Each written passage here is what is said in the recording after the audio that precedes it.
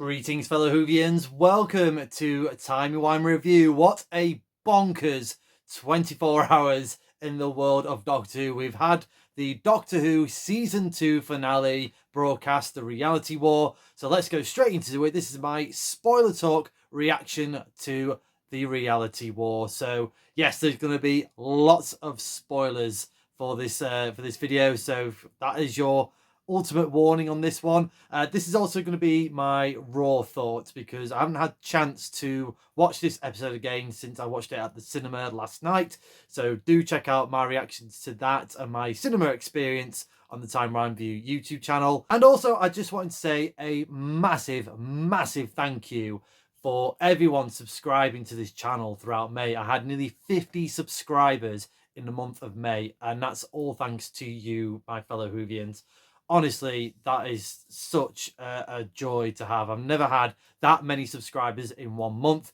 I know it sounds probably quite tiny for all the influencers out there in YouTube land, but honestly, for me, it feels like I've had 50 million. So honestly, thank you so much. And if you can consider subscribing to the Timey Wimey Review YouTube channel, please do so. That will really help out this channel. I'm trying to get at least 1,000 subscribers by the end of 2025. So thank you again for everyone who has subscribed, commented and liked. Honestly, loved it, particularly in May.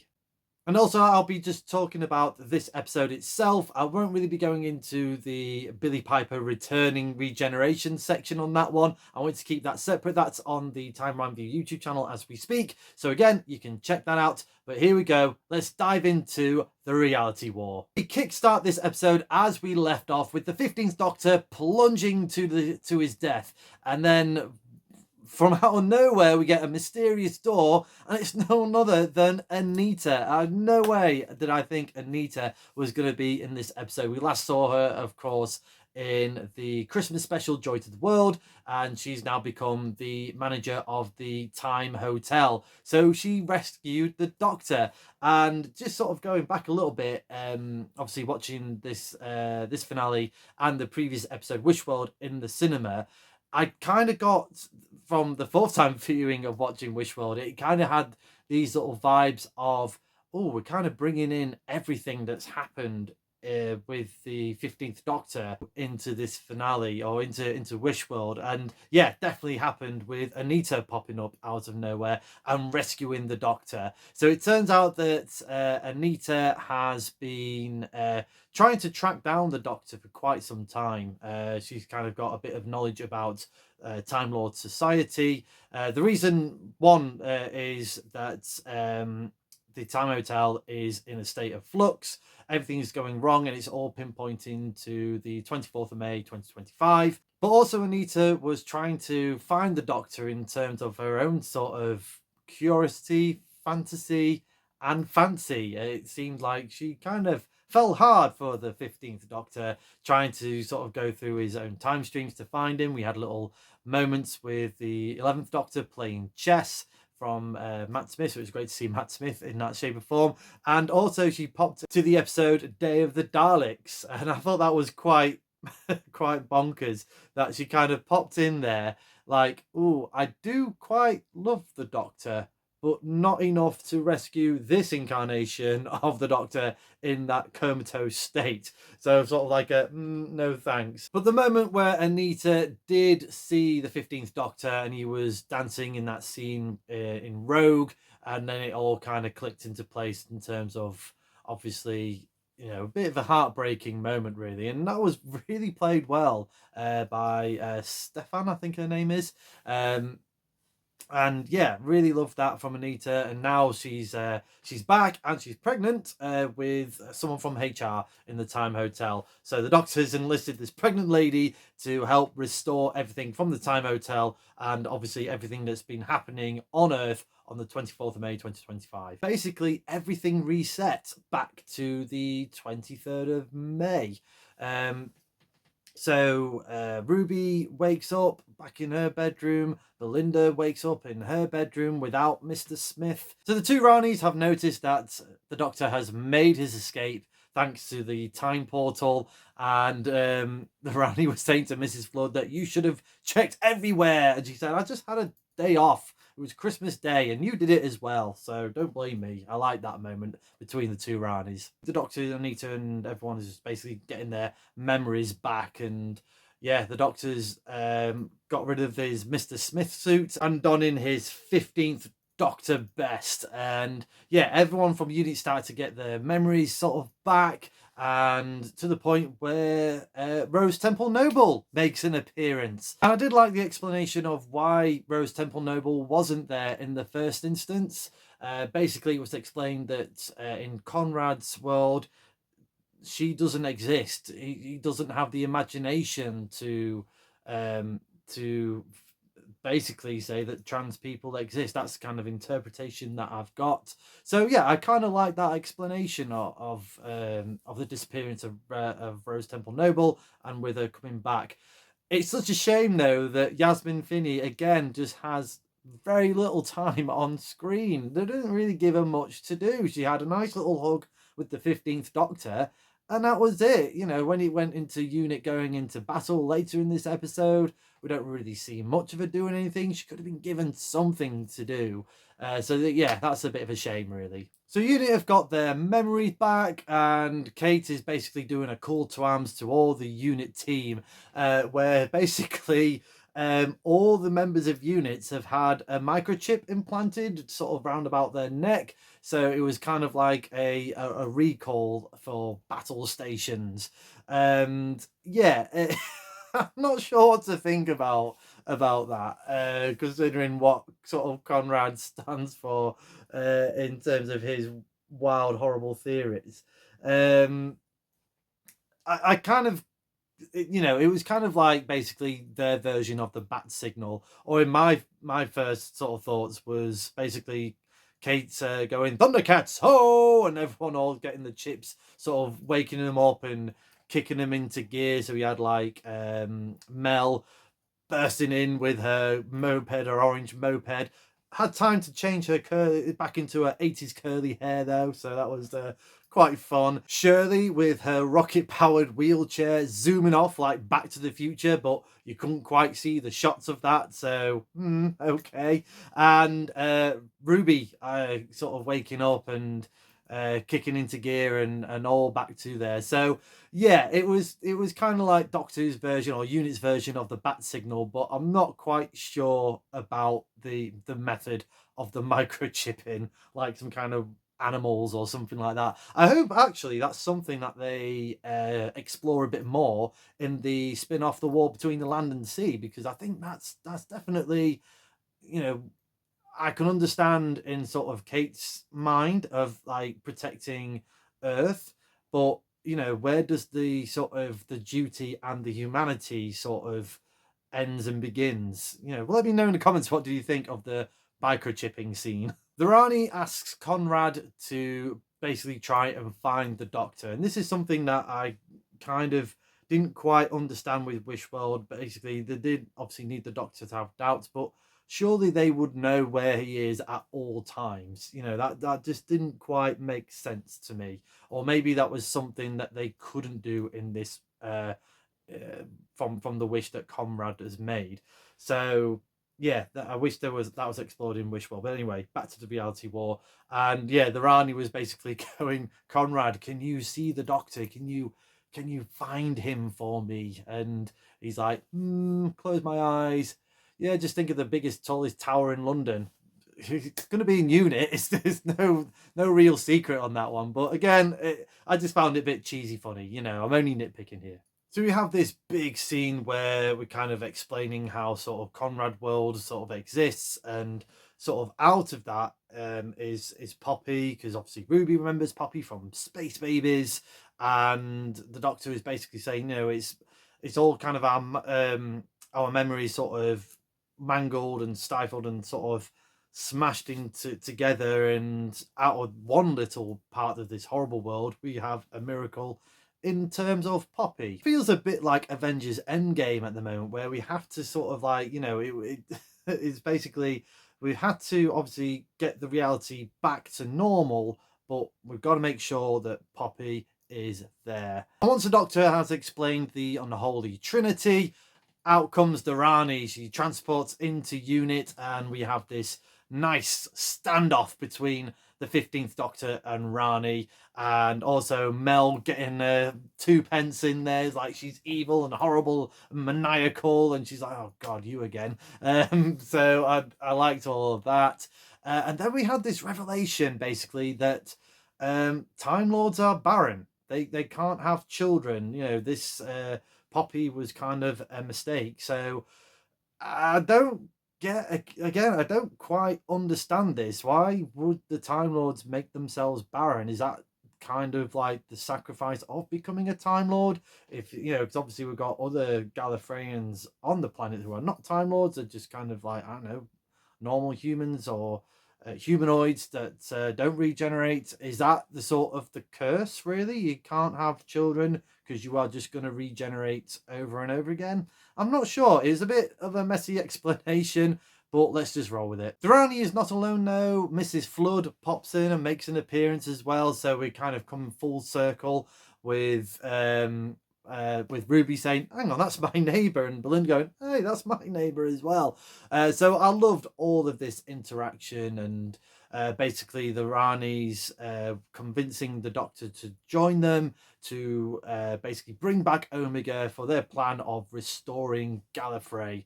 And then we get a revelation that the Rani doesn't have a TARDIS, but she has a time ring. So a nice little heart back to the time ring that the Fourth Doctor used on his travel in the story, the classic story, Genesis of the Daleks, which you can check out my review of on the Time Wimey YouTube channel. Hey. The standoff is basically battle stations for the Unholy Trinity versus the Doctor and Unit.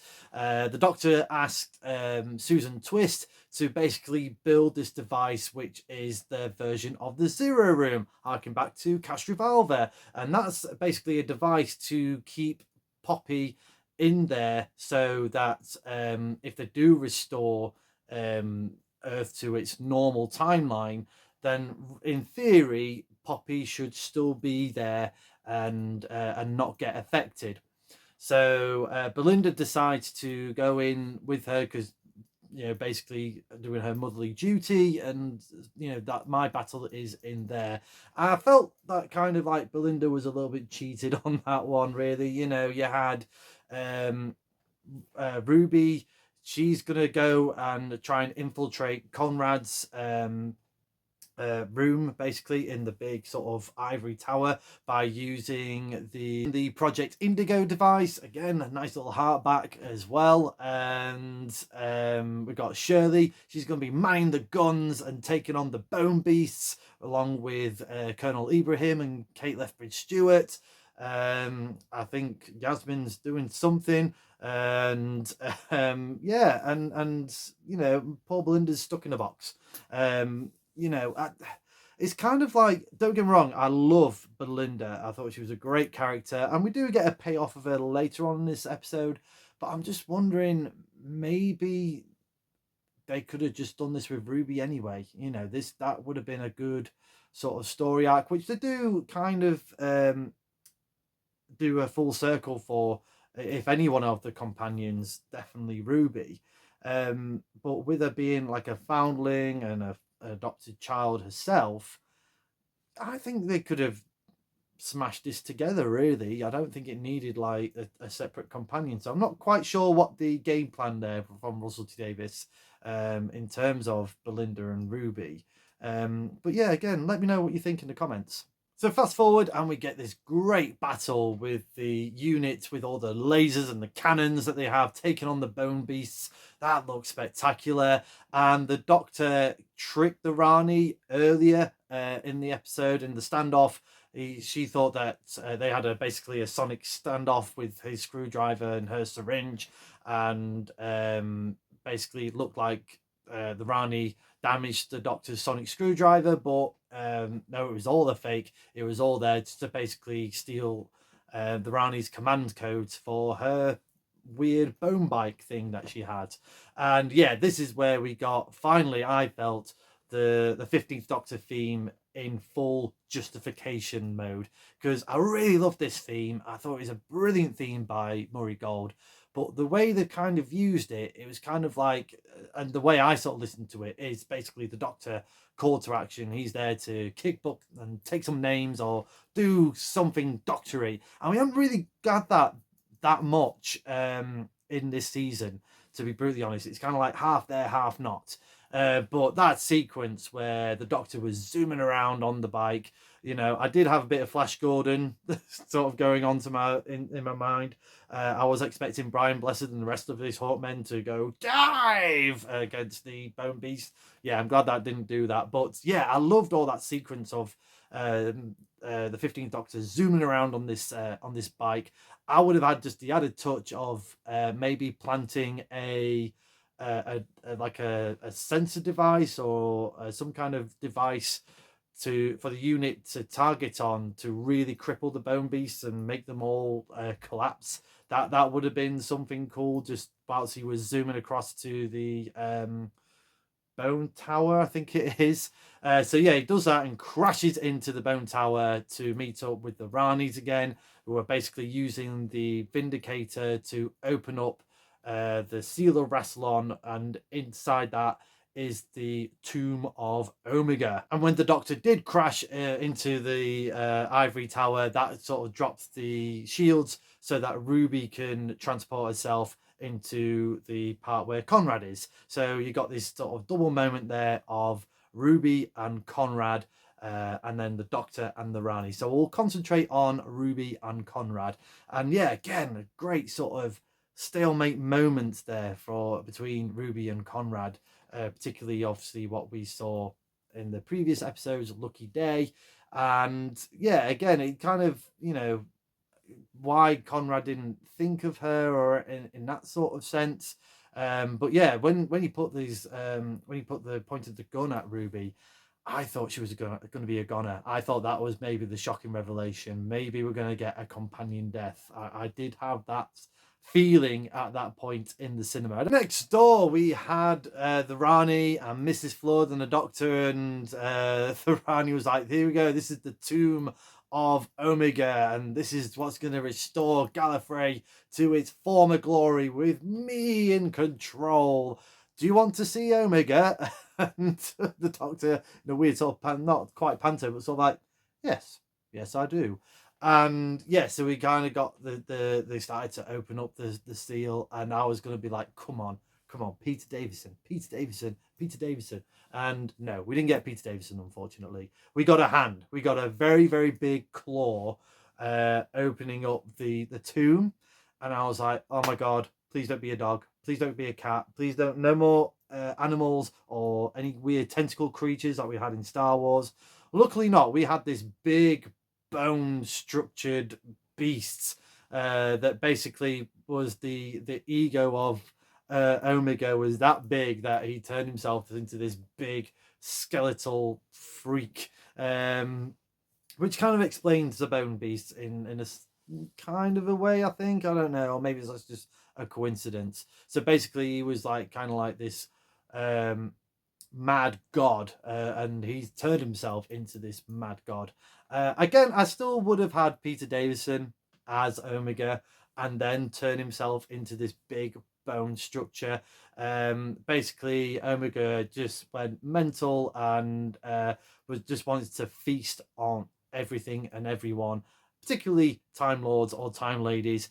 And yeah, and that's what he did. He basically grabbed the Rani and gobbled her up. So bye bye Archie Panjabi, which is a bit of a shame, really, because yeah, I think she did good with the dialogue and the material that she had. I don't think it was as a definitive Rani that I wanted from her.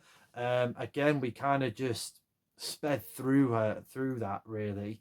So that was a bit of a shame that we only had like this brief appearance of this incarnation of the Rani. But maybe that was kind of like, again, just to add to the shocks and the twists.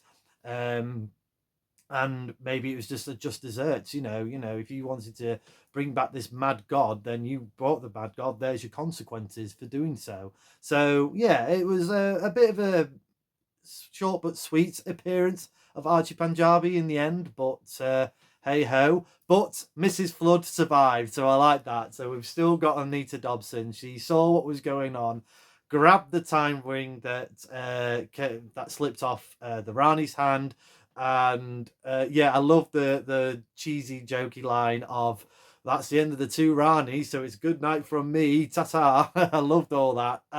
Again, I thought Anita Dobson had an absolute blast as Mrs. Flood for the past 2 years. Um, I think, to be honest, I think 2025 has been a stellar year for Anita Dobson. Not only being in Doctor Who, but she did make a cameo appearance in EastEnders back as her character Angie Watts in the 40th anniversary special of EastEnders, or that celebratory week. So, yeah, I think it's been a great year for her, and I do hope that she does make a return in Doctor Who in the future. Whilst all that's happening, we still have this standoff between Ruby and Conrad and the God of Wishes, the baby God of Wishes. Um, I'm sure Conrad tried to shoot Ruby, but she managed to use the Project Indigo device to sort of transport herself into another part of the room, grab the baby, kiss his head, and go, yeah, I wish this didn't happen. So the reality was starting to break down and crumble. And then back to the Doctor and Omega.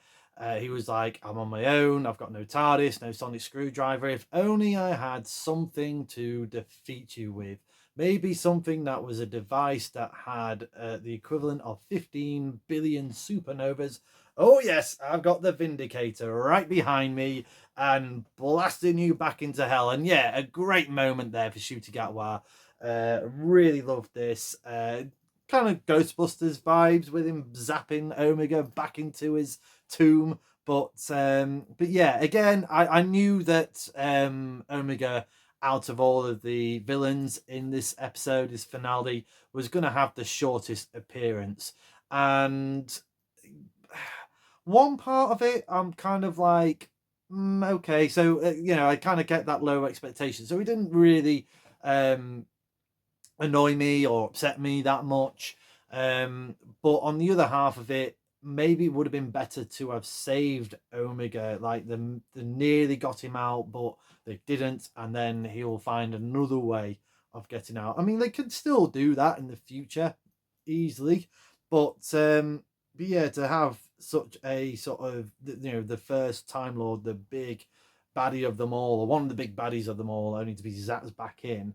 It was a cool moment for the 15th Doctor, but again, just sped through a lot of probably storyline material that could have easily been carried on for another season or so. Big Bone Tower is destroyed. Ruby and the Doctor escape because Conrad's room was the TARDIS all along, and they get back to Unit HQ. And then there's the big sort of wonder of Poppy. Did she survive in the Zero Room? Poppy lived, hooray! And then there's lots of rejoicing and celebrations. And the Doctor also got the God of Wishes, the baby God of Wishes, and wished for no more wishes. So that basically turned the baby back into a normal human. To which Ruby's foster mom is adopting and calling it Joseph, I think. Joe Sunday, I think, is the name that they went for. Just when we think it was going to get a nice happy ending, it turned really sort of probably one of the most great scenes for Doctor Who in this, particularly in this episode, but in terms of just heartbreaking scenes in the history of Doctor Who, this was definitely it.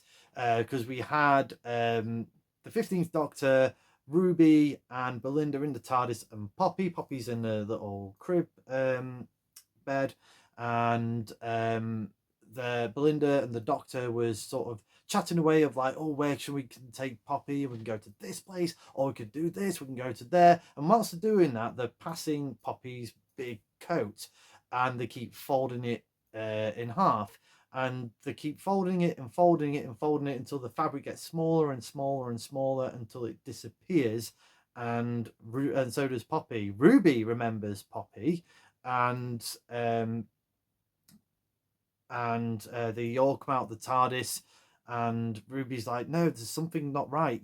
doctor, you don't remember you don't remember Poppy? And he's like, no, I don't remember what I'm talking about. Belinda can't remember Poppy either. And even Unit, no one is remembering Poppy apart from her. And she manages to convince the doctor that no, she was real, she did exist. You know, you were the one that saved me as a baby. From, you know, I could have died and not existed. You were the one that did that. And then Susan sort of Susan Twist piped up and was like, you saved my life, I could have died. You know, you did that to me. And then Belinda said, oh yeah, I was 7 and you rescued me from being knocked down by a car, which was, we've never had any sort of information of that, so that was a bit random. Not sure where that came from. And we kind of went into sort of like Jesus mode, I think, because then Kate Stewart sort of pipes up like, maybe you are all our, you know, we're all your children. So, you know, we did have the 10th Doctor Jesus mode. Now we've got 15th Doctor God mode. So, yeah, I'm glad we kind of moved away from that very, very quickly. But the Doctor was like convinced of like, okay, yeah, time has got to be wrong then. And I think it's basically, I think he figured out that it was basically a 1 degree out, and he's got to put it right, because for the sake of one child, you know, there's one child that should have been in this universe that's not. I've got to fix this, and no unit tech or any sort of anything else can bring back this person apart from the Doctor. And what the Doctor had to do, or has to do, is basically force regenerate. So his regeneration energy goes into the time vortex of the TARDIS to basically shift um, that 1 degree off back to 0. And that's where we got the kind of surprise reveal of, oh my gosh, we're not going to have any more 15th Doctor. We're not going to have any more Shooty Gatwa anymore. Yeah, so the Doctor's in the TARDIS. You see all the different previous incarnations of the Doctor on screen. And he's like, oh, I wonder what I'm going to look like next, because I looked the best. And then we just hear, yes, you did look the best, but I'm the best female. We have the 13th Doctor, Jodie Whittaker, back as the 13th Doctor to basically try and convince the 15th Doctor not to do this. This is a dumb idea. And he's like, no, I've got to do this. Okay, fine, but I'm not, you know, you're not kind of doing it alone. So I thought that was brilliant that we had the, you know, the first black male Doctor with the first female Doctor. And it just definitely fits the bill, and probably turned all the woke idiots into meltdown fine. Um, haters gonna hate fine. But I thought that was brilliant. I loved this so much. I thought Jodie would just slipped right back into the 13th Doctor. I know it's only been a couple of years, but yeah, such brilliant to see her back again and have this conversation. And I like the little quip of, oh, I thought it was going to be him again, obviously indicating David Tennant. So I loved all of that. And yeah, and then basically the 15th Doctor saying to the 13th Doctor, I love you. And 13th Doctor saying, oh, I don't really say that. I should say that to Yaz. And he replies, you don't, but it don't matter. Don't worry. She knows.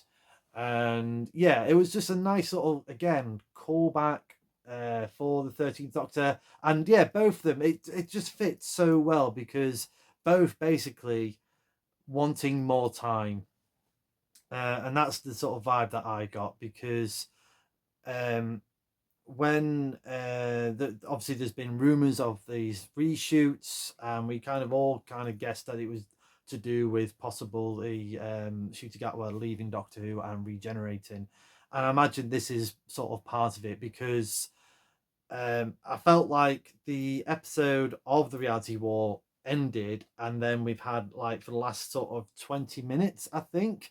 That's kind of what I felt like in the cinema. I haven't really done a proper time check, but it felt like we was going into Lord of the Rings Return of the King territory with all these endings. So we had this sort of section there of well, basically the Ruby explaining about Poppy and not existing, and then we had this scene with the 13th Doctor and the 15th Doctor, and then yeah, Shooty just giving it his all. The 15th Doctor giving it his all, used it, funneling the regeneration energy into the TARDIS.